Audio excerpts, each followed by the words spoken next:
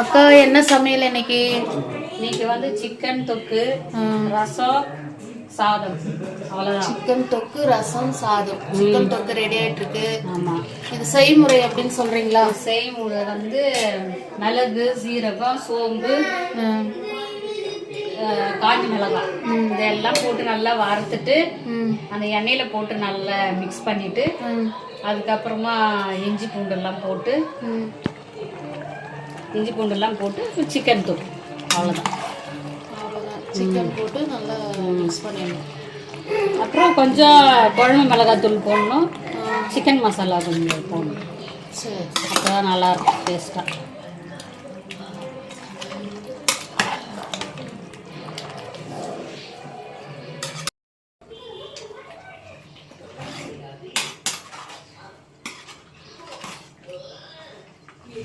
இதெல்லாம் பசிக்குதுன்னு சொன்னாங்கல்ல, ஆனால்